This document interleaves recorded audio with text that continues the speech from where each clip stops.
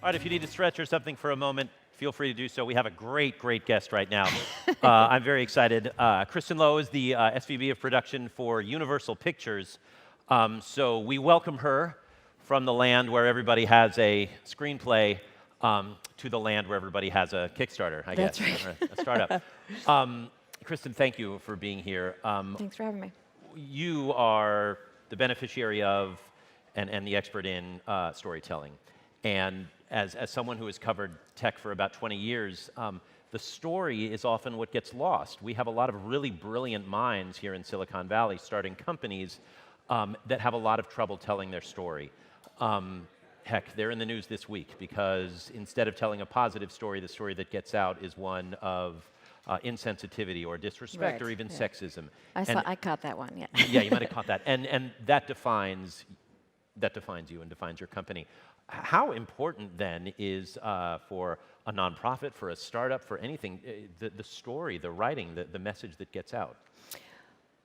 It does seem paramount. I mean, the storytelling feels like something that everyone's talking about these days. I mean, I can see from our perspective, the first thing we're sort of looking at when we're thinking about the stories we're going to tell and the things we're going to put out there is whether or not they're connecting, and it's all about emotionally connecting with our audiences. So that's anything, we want to excite people, make them laugh, scare them, whatever we're trying to accomplish, it's about the emotional connectivity. I mean, the snafus you're talking about this week feel like PR, which is sort of a different thing, it's sort of that's when the story gets away from you, I guess. But so there's the two-pronged, there's the story that you're attempting to tell, and then the story that is maybe getting out there, which are two different things. And it's interesting because you talk about feel and emotion, and every time Apple, for instance, which has been famous for this for years, comes out with a new phone, I mean, it's a piece of metal, and yet it is introduced like this is going to change your life, make you fall in love, make you bank differently, make your life better. I mean, it seems crazy. It was almost like when we were younger and they had cigarette ads back when they had cigarette ads, and it's like, well, if you smoke this cigarette, girls on the beach will like you. And even as a kid, I knew that seemed pretty preposterous. But phones do catch on, and technology is sold to us in an emotional way. Is that just good PR, or is there something that we can actually feel about these things? Well, I think that probably is good PR, but a lot of it is this sort of, and this is something that we work in a lot, is that just aspiration, right? I mean, there's like so much of what we do with filmmaking is creating something that we feel like is aspirational, and so much of what they're selling, particularly Apple, is about sort of aspirational living. You can be your best self with this phone somehow, and we're often presenting something that feels aspirational, like the better version of you if you were Captain America, or whatever you can project onto the film you're watching is sort of what we're trying to draw you in with. I was going to say, when a filmmaker approaches you or a writer approaches you, what are you looking for? I mean, it can't just be, wow, cool special effects. The great movies are ones that do make us feel or Totally. jump back. I mean, it does go back to connection, I think. And there is something that happens, and not always, but often,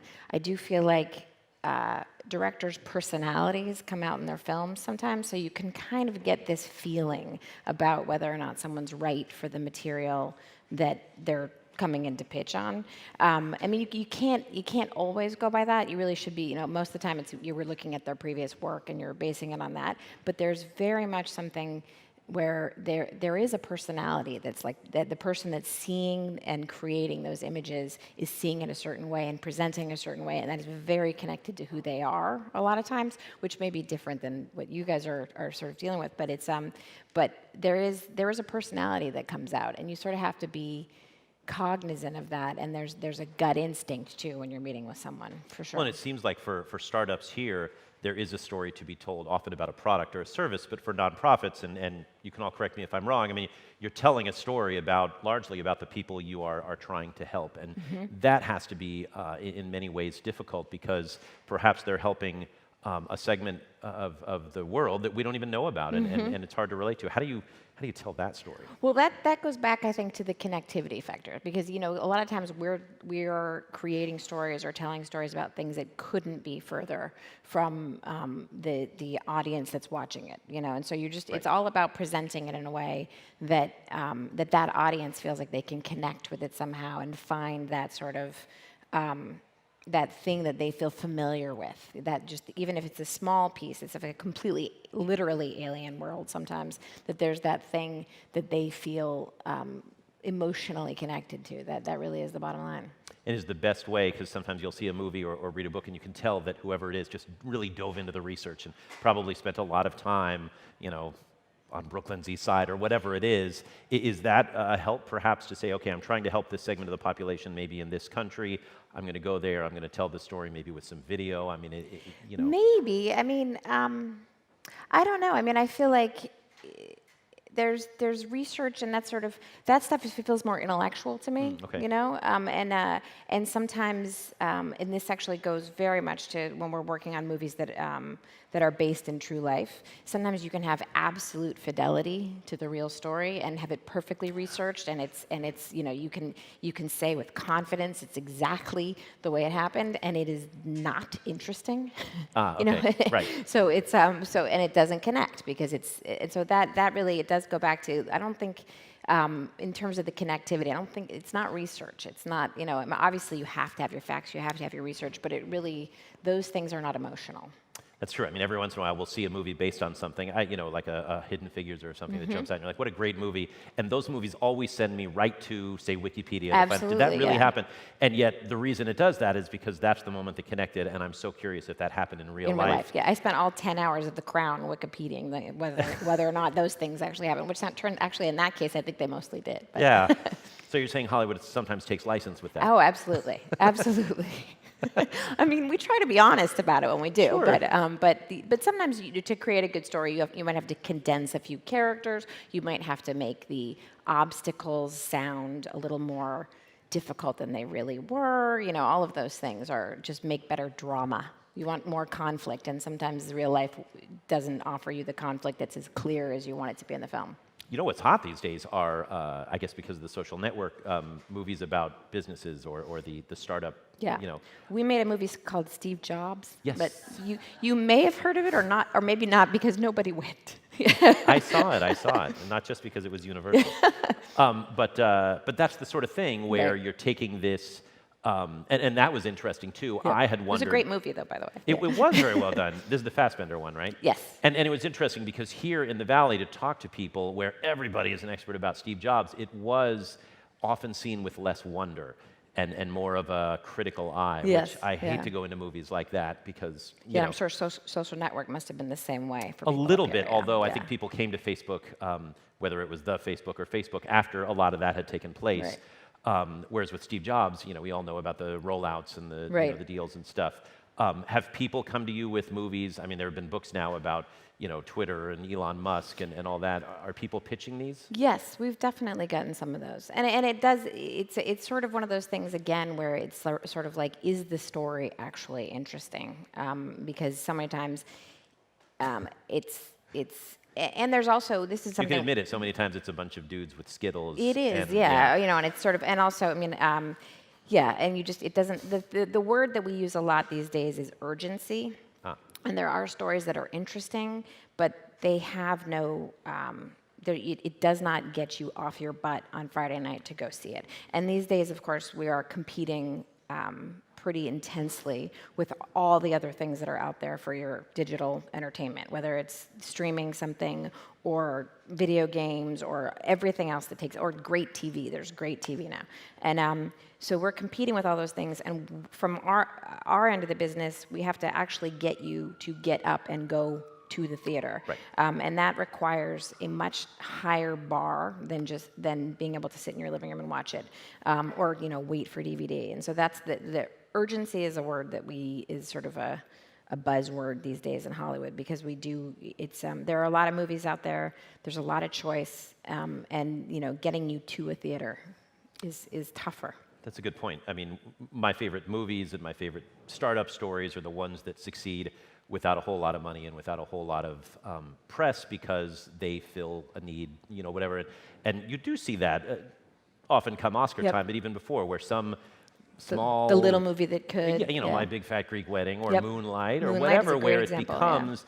And then you see it and you're like, wow, that was amazing. And then you find out it cost a fraction compared to, the sixth installment of Fast and Totally, Furious. and but those are hard. Those are, especially a movie like Moonlight is what we refer to as execution dependent. You make a bad version of that movie and it will never see the light of day. It had to be as perfect as it was. It was a beautiful movie, but if it had not been executed on that level, no one would have gone. I'm at Universal proper, which is we make sort of the big movies. We make so we make things like the Fast and Furious franchise, the Bourne series. We do the Pitch Perfect movies. We did 50 Shades of Grey. We did we do like big sort of Hollywood movies. We don't do as much. The independent sort of smaller stuff is our focus arm, and that's a slightly different business because that business is all about whether or not it's executed perfectly. Ours, in fairness, not always about that. Sometimes it's more about I mean, it's not to say we're not trying to make them great. We are, but it's a little more of that like big Hollywood sort of spectacle and right. And to be fair, not a whole lot of people got out of their seats on date night on Friday night to see Moonlight, but a lot did to see the movies you just mentioned. Yes, yeah. And that is and something. Some were great, some were not as great. Right, Yeah. but okay, but I would put forward that given the amount of choice we have, everything, anywhere, without leaving our house, a movie becomes kind of an event. I mean, something that we have to be willing to spend not only a higher price than some Apple TV download, but there's often babysitting fees, there's getting there, there's food, and so it becomes an event. And don't you want to be kind of part of it? Yeah. Well, that's another part that we talk about. I mean, obviously, there's the first layer, which is just good stories, and that's what you're fundamentally looking for. And we look at everything. We look at books, we look at manuscripts, we look at true life stories, we look at everything, and we're always looking for just those great stories that feel like they have something that will move you in some way. So that's what we're first looking for. But then the second part is the urgency part, where it's sort of like, is it enough to get you to go to a theater? Which and that bar is different than say. Like a great 5-part series on Netflix or something like that. It's a different bar, and that's where the sort of like, do people want to? Is it something people are going to feel like they want to talk to people about? So they see it right away because they have to be part of the conversation. I see. Right. And that time, in that regard, sometimes you're gambling because you're sort of. There's a long lead time on these movies. When you start one, sometimes. Steve Jobs is actually a perfect example of that. I think when the movie went into production, it felt like a better bet than once it came out. I think people were sort of done talking about the subject and it didn't go. What about all the technology involved? I mean, there's technology involved in making movies now like never before, but when you mention challenges, that has to be one of the challenges. I mean, you see people, especially young people, watching movies streaming on their phones. Which just makes us want to cry sometimes. I imagine. I mean, because you've got this. I totally agree. You're building it for this experience of being in a theater, and then it's like. But I do it too. I mean, I watch stuff on my iPad all the time. And they'll do that on a Friday night when they're 15 or 16, when we would have to actually go out to see a movie and be blown away by cinema and that sort of thing. Not to get too locked up in that, but. So ironically, the technology that allows you to make and distribute these amazing things is a big challenge to the industry Totally. as well. Well, the industry has changed dramatically, even in the time I've been working in it, largely because of this. And it really has become very feast or famine. There's sort of things are either working and working really well, or they are just tanking. And there's not a lot of middle ground. And I think that is coming from like the very thing we're talking about, where consumers make choices. They decide whether or not to go and, they feel the need to go watch in a theater, or they're sort of like, well, I can wait 6 months and I'll watch it on my iPad. And they're making those choices, and it has changed the industry dramatically, actually, in terms of what we're making and what we can afford to spend on a movie, actually. Do you learn from the failures? I mean, the bombs or the ones that don't. Is there something to be learned? There's something to learn every time. I wish it was the same thing every time, but sometimes you're learning different lessons, and so that's always tricky because it doesn't apply sometimes to the next thing. But there is right now, at least, there's something happening that's a little bit about novelty, where people are sort of attracted to something new. Sequels are sort of failing, except for the superhero movies. That's a whole other category. But And there is, and I don't know if that's part of the urgency question. You know what I mean? That if you feel like you saw the first one, you liked the first one, but you're still not going to the second one because you kind of feel like you've been there. That's something that we're really grappling with too. That's interesting. Yeah, I could do this discussion forever. I love the movies and grew up loving movies, and yeah, I mean the whole sequel thing is sometimes a bizarre thing because it's sort of asking you the same thing, and then you almost get burned once and you don't trust it going forward because it's like I just meant. What about you just said something that reminded me, and now I lost my train of thought. Forgive me. But as far as the funding, and that's what a lot of startups are dealing with, and a lot of what this is about is getting funding. Has that changed as well? It almost seems like now there are like 6 or 7 presenters of a movie. A little bit. I mean, you know, we're the studio. We're sort of the bank to some degree, although we do a lot of the producing as well. But there are lots of different ways to get funded these days, which didn't used to be the case. It used to be, you know, you went to one of the 7 studios. Now there's all these indie financiers. There's foreign money. Right. And a lot of times when you see an independent film, the reason you see credits for like 5 minutes is because they've cobbled together money from 7 different sources, and each one of those people is getting some kind of credit. And you spend 5 minutes at the beginning watching those animated logos, and that's all just that's their way of cobbling together the money to make the movie. Huh. And what about the use of special effects? I mean, it used to be there were 5 and 6 that maybe an ILM would put together, and now you have they're all over the world. Yeah. And part of a big part of what's changed in our industry is globalization, because audiences are all over the world, and some movies that sound like they tank here actually end up making a ton of money overseas. And what you make does change a little bit based on that, because the things that sell overseas are not necessarily the same as the things that sell domestically. Yeah, I've read about that. Is that a challenge that you have to deal with, thinking not just of the domestic market, but the... It's a huge challenge, and there's more of a dependence on spectacle, quite frankly. And so there's when you see things, there are more things exploding. Well, but that's all right, the Fast and the Furious, for instance. Right. I mean, that's a good time. Every time global, you go, you know what you're going to get. And right, I've heard that plays huge overseas. Yep. And so, all right, so your pressure is then to amp it up, I guess, even more, or? Or it again goes back to the question of it hollows out the middle.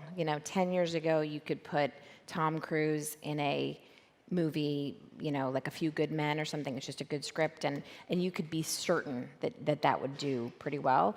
That kind of movie, we don't make as much. Now it's got to be Mission Impossible with a lot of explosions. Yeah, with a little more, it has a little more spectacle to it. And yet, I remember interviewing John Lasseter of Pixar, bought by a different studio, from what I understand. And he had said it really always comes down to writing and the story. It does. Okay. It does. So I mean, it's writing, but that said, there are still good movies that people don't get to the theater to see. Animation's a little bit different sometimes, but it's writing. I mean, the 2 places that you sort of make your film and make your story are the screenplay. That's what it starts with. It starts and ends with a great screenplay. There's no substitute for that. There's no substitute for a wonderful screenplay. But then a million things happen between the time you have your screenplay and the time you're done shooting your movie. And you make your movie all over again in the post-process. When you go to edit it, you basically are sort of trying to find a way to retell the story, and sometimes it's different than what you started with. Huh. And what about ages? Do you find that different age groups take advantage of the technologies different, or maybe will actually go to a movie theater, or... Yeah, I mean, younger people are obviously much more nimble about the way they're watching things, and older people are a little more reliable in terms of getting to the theater. But So it's not just the date night Friday nights that we sort of started to talk about of getting off the couch and saying, this is an event, this is something that can be special. Well, the younger people are more apt to respond to the event part of it. Okay. Sort of like if Twitter is being overtaken with a conversation about a certain movie and the conversation is good, you find that you really can see the way that drives ticket sales. That was going to be my last question before I open it up to the audience. Is the role of social media, can it be a double-edged sword for you? Or? It's absolutely a double-edged sword, because it used to be if you had a big movie, you could sort of count on the weekend.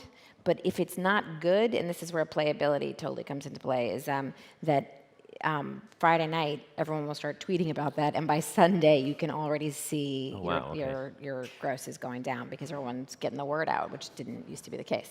So, but then the flip side of that, of course, is when you have a great movie and everyone's talking about it, and then you see everything has a knock-on because effect. it becomes yeah. all right, excellent. While we have Kristin here, I want to open this up to all you startups and aspiring writers and everything, and perhaps, I promise no screenplays. But does anyone have Unless any questions? they're good. And I apologize again, it's hard to see, but if anyone wants to raise a hand or ask any questions. Yes. Hey, Mike from DoSomething.org. You mentioned urgency as a big theme that you're thinking about. I'm wondering if you have any advice for nonprofits trying to tell our story. What are some of the other pillars of storytelling that you think we should be thinking about to really capture an audience and also motivate them to act? I think the other thing that we constantly go back to is clarity of concept. That's a really big one for us. Just being able, because sometimes you can have a great screenplay that moves you, but you can't, it's the classic, if you can't pitch it in a couple sentences, you're probably not going to cut through, in terms of the marketplace. People are not going to understand what it is you're trying to sell them. And so we talk a lot about clarity of concept. And I do see a lot of movies out there that sort of stumble, and it is that moment where you think, God, I saw the trailer, I saw the posters, and I didn't really understand who it was for or what it was fundamentally about. So urgency is sort of like the how do you get people to start feeling like they have to go, but the clarity of concept thing is paramount for us. And that's interesting because the writer would have to pitch the studio and maybe even the financial backers and then pitch us, the audience, right? So it's almost like a multi... Well, we do, for better or for worse, some people, it's a little bit of a cynical thing, I suppose, but it's also essential. We have our marketing people more involved earlier in the process to be able to say to us, we have a way to get this out there that will compel audiences to want to come. And rather than it used to be, you sort of finish your movie and then you show it to marketing, and then they're going, "Oh God, we don't have any idea how to wrap that up into a 2-minute trailer to get people to feel like they need to go." And you have John Carter. Was that Universal? That was not us. No. Good. Boy, that was fun. That was Disney before Disney was just you're right. killing it was the Pixar everybody. guy that actually did it. Yeah, that was. I actually saw it and read the book. Should do a marketing study. Anybody else that has? No. All right. Well, Kristen, thank you so much. All right. Thank you so much and for having me. thanks you guys for hanging out with us.